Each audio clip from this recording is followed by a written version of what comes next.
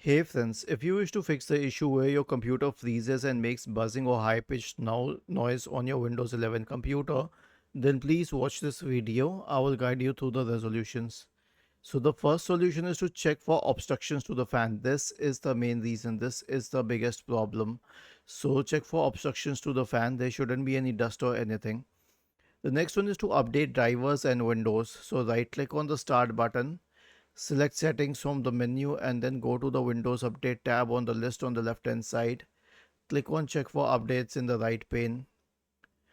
The next solution will be a malware scan. So search for MRT in the Windows search bar and then open MRT.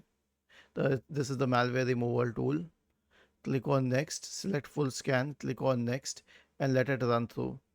The last one is memory diagnostic. So search for memory and then go to Windows Memory Diagnostic. Click on Restart Now and check for problems. Was this helpful?